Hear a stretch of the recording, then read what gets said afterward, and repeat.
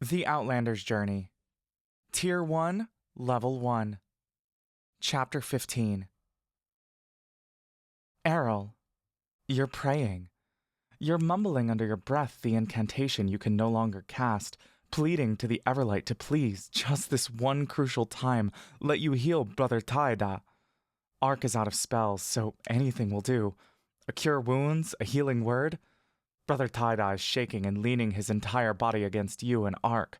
His arms are tied behind his back, and his pants are stained red with blood, dripping onto the grasses. His breathing is staggered, his face pale and sweaty, and he seems to be going in and out of consciousness. You don't know if he'll die first from the blood loss or infection. Please, please, please, you mutter to the Everlight. You're not even speaking the ritual anymore, you're just begging. Directly in front of you, the white direwolf is watching keenly with piercing yellowed eyes, while the remaining orcs discuss. It licks its bloodied chops. Every little movement you make causes it to growl at you. The orc leader has taken your backpacks and set them aside a few feet away. A second gray direwolf is napping on top of them. There are potions of healing inside. If you can just get it somehow, maybe distract the wolves and get them away. The orcs are arguing passionately. You don't know what they're saying, but the leader keeps pointing in your direction. He displays his healed arm, and the remaining orcs turn their heads at Ark. As soon as they seem to reach some sort of agreement, someone pipes up angrily, weapon raised, and the back and forth starts again. Poking out of your backpack, you spot your rope of climbing. "Hi," says a voice in your head. You jump with a start, and the wolf narrows its eyes, taking a step closer. For a moment, you wonder if this is the Everlight's voice. "Sorry, I didn't mean to startle you. Try not to move so much. You can speak with me telepathically." You glance around. Ark and Brother Taida and the wolf all seem unaware of this voice. "Who are you?" you think. "My name is Bayron. I was one of the furbolgs you saw earlier. We're hiding in the grasses right now. I'm using a spell to speak with you telepathically. Stay calm, all right?" The voice is strangely soothing, and you recognize it from the furbolg who was, to your surprise, vouching for you three. There is an unusual elvish intonation to his Sylvan. You never would have expected furbolgs to be out here, and dressed strangely in New Everlon attire. And now, one of them is speaking with you telepathically with spell casting. "Can you help us?" you say. "Brother Taida needs aid." "How's he doing? Do you have healing left?" "Ark used his last spell already, and we're losing Brother Taida. He has lost a lot of blood." "What about you? Do you know any healing?" "No," you say. "Do you?" "I don't think so, but I can try if I know the incantation." I know them. I just can't cast them anymore." "That's all right," he says. "Let's work with that. Can you tell me what they are?" You nod accidentally, and the direwolf growls. It towers over you, blocking out the sun. It could rip your arm off cleanly if it wanted to. In retrospect, you have no idea how you mustered the courage to go against it. "The incantation for healing word," you telegraph to Bayron, goes, "I pray to you, Everlight, to alleviate Brother Taida's suffering." The full incantation is much longer, requiring 10 minutes, but you've heard Ark perform it nearly instantaneously. "All right, I got it. Brother Taida's his name?" "Yes." You are listening for Bayron, wherever he may be. The orc's discussion is drowning out all other sounds. The wind is blowing dust into your eyes. All you're good for is waiting. Suddenly, Brother Taida tenses up and sucks in air. The direwolf's ears perk up, baring its fangs again. You shift slightly in front of him to block the view, and you sense Ark pushing against him to keep him upright. For everything that you've learned about Brother Taida these past days, you still wish him the best, and you hate seeing him in pain. You stare at the direwolf, not breaking eye contact, and it glares at you. Brother Taida's breathing calms. "Thank you, Sister Errol," he breathes. You glance down at his arms. The bitten flesh has reattached itself, and the wound has sealed. There's coagulated blood stuck to his skin. Ark's eyes light up at you, as if he's saying, I told you you can do it. You subtly shake your head at him. Did it work? You hear in your head again. I can't quite tell from my vantage point. I can only see the top of his head. It did. Oh, shit. It did? Thank you, you say. We owe you our lives. The orc leader has now sat down among the others, allowing the others to speak. Another man with long, braided hair steps into the center and gives an impassioned speech, waving his spear wildly. I don't think I got your name, says Bayron. I'm Errol, from the Temple of Salvation. Are you originally from Lian? No, I'm a part of the INA. All right, says Bayron. Then is it true what your Aarakocra companion said? He can get us into the INA? I think so. I can't make any promises, but I think there's a high probability that we can all enter the Western INA. All right, that sounds good. You're in the north, aren't you? Why are you here in the first place? That's where we come from, yes. There's 3 of us. Me, my sister Bella, and my brother, Bach. We were taken captive by a New Everlonian and we managed to escape. The southern border turned us away, so we have to go around. And that's how we ran into the orcs. You were taken captive? You say. You've never heard of a case where a New Everlonian went so far north that they met furbolgs, let alone a case where someone managed to kidnap 3 without a single watchful Aarakocra allowing this to happen. Yes, he says. By a powerful mage. We're trying to go back home to our families. I'm so sorry to hear what happened to you, you say. You don't know how else to respond. So it is possible for us to enter the Western INA? I think so. All 3 of us have badges. Do you have yours? Ours were taken. I see. So we'll need to rely on you to bring us all in. Do the orcs really want to go to the forest too? You say. They want to live with us in the north, at least for the winter.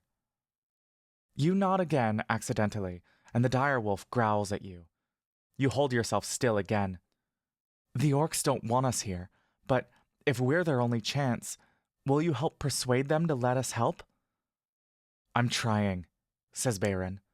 Ernog seems most willing to listen right now. Ernog is the leader, right? Yeah. There's a pause, and you feel the telepathic connection relink. I'm only going to ask you because I think you understand your situation.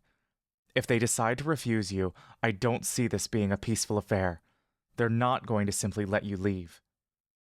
You inhale slowly. I know.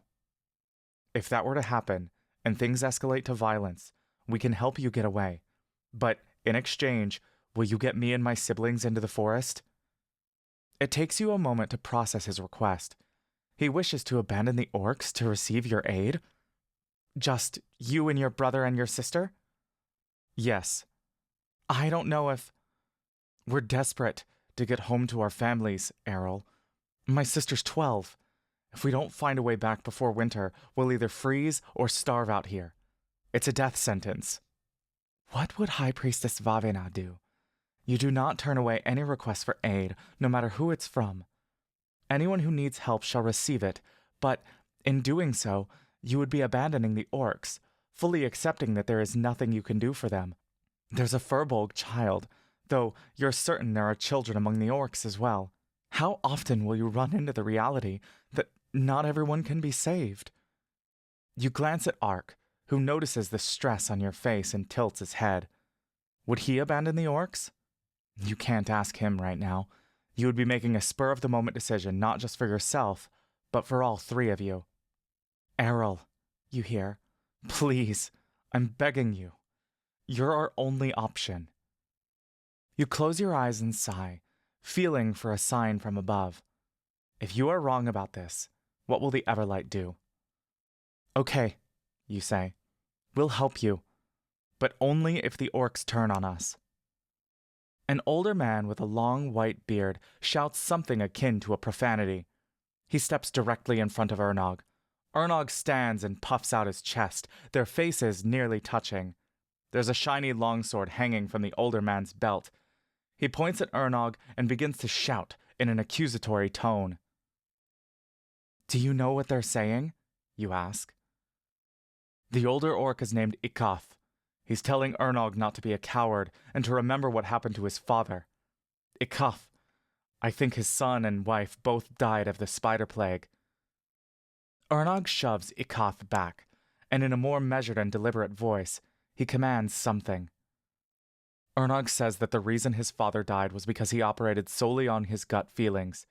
He says he loves his father dearly, and he knows the pain they all went through. But with winter coming, they need to begin thinking realistically, or else all of them will be dead in a few months. I think there's a good chance they'll take you in at this point. Okay, you say. You haven't done a single useful thing. You serve no purpose being here.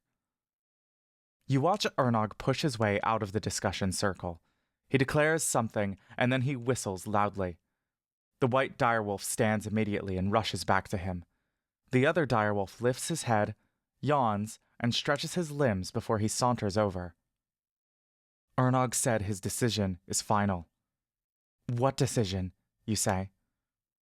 Ikath yells out, pointing at Ernog, who pays him no mind. Ernog is walking toward you now. He has an assertive presence. He stares down at Brother Taida, who gazes back up at him helplessly. You are nothing, Ernog says to Brother Taida.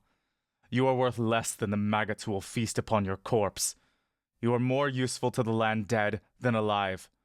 My descendants will only remember you as the pathetic scum whose only purpose was to cause misery and anguish. You do not deserve life, let alone the supposed salvation you seek from your god. Brother Taida's mouth hangs open, his lower lip quivering. I have prepared myself for what you believe I deserve. All I ask is that you spare Brother Ark and Sister Errol. They had no part in my wrongdoings. Ernog turns to Ark. Can you alone take us into the forest? Speak truthfully. No, says Ark. The more people we have with us, the better our chances. They check for badges proving our citizenship. Then what's to stop me from taking your badges? There are tiny symbols on the badges that indicate your race and sex and age. They will know it's stolen based on that. Ernog narrows his eyes. We can get you into the Western INA, you blurt out. Ernog turns to you. How far is that? It's only 10 days north of here, you say. Ark nods quickly. 10 days, and you'll all be safe in the forest, and you can have nothing to do with us after that. Ernog purses his lip, scowling. He glares at Brother Taida. Fine.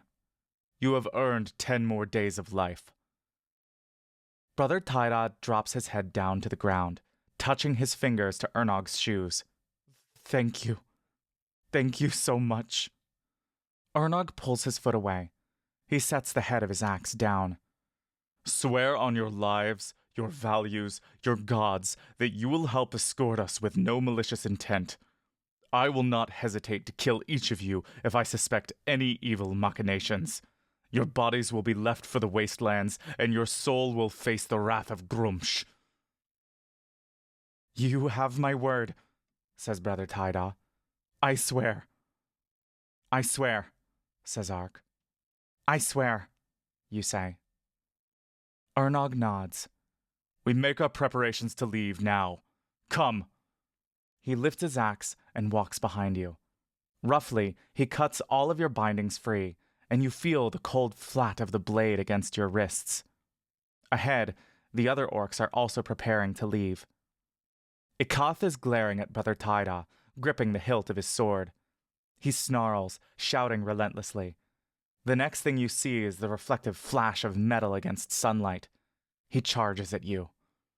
Faster than you can process, your foot is suddenly tingling with a blunt pain. You're standing upright, positioned between Brother Taida and Ikath. His sword flips around in the air and clatters to the ground. You must have kicked the sword out of his hands just in time. Ikath! Ernog shouts. He tackles the old man to the ground. Ikath curses loudly, and as Ernog forces him back up to his knees, holding his arms back, he glares at you. He spits on your face. "You kill them!" he shouts in Sylvan, writhing against Ernog. "You kill them! Demons!" You lower yourself back onto your knees. There is sorrow in his eyes beyond anything you can fathom. Brother Taida crawls to the man on all fours, tears in his eyes. He bows and presses his head to the ground. "I am filled with nothing but shame for my failures," he says. "I know nothing I will do will bring your loved ones back, but I am truly, truly sorry." "Ikoth," says Ernog, now in a soothing tone. He loosens his grip, and the old man stares down at Brother Taida, his fists shaking. He takes no further action. A woman wielding a spear comes up to him, a hand on his back. She comforts him and leads him away to the rest of the orcs, who are all watching in shock. "Are you all right?" you hear Bayron say in your head. You nod. Your heart is racing. "I'm okay. I don't think I want to leave the orcs behind. They need us as much as you do." "As long as you can get us all into the forest, I'll follow your lead." "I'll do my best," you say.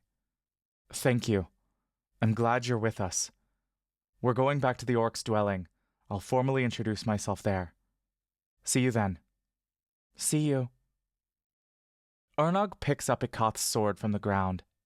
He sighs to himself, hand to his face, shaking his head. He peers at you. "Come. The longer we stay out here, the more we place ourselves at risk." He picks up one of the heavier backpacks you brought, hoisting it over his shoulder, and he begins to walk away. You rush over to the rest of your belongings. Ark helps Brother Taida to his feet.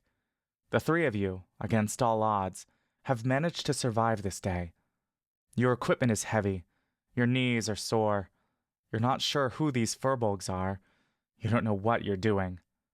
20 years of training, and none of it could have prepared you for any of this. This chapter marks the end of Level 1. Ark, Errol, Bach, and Laurel have now reached Level 2.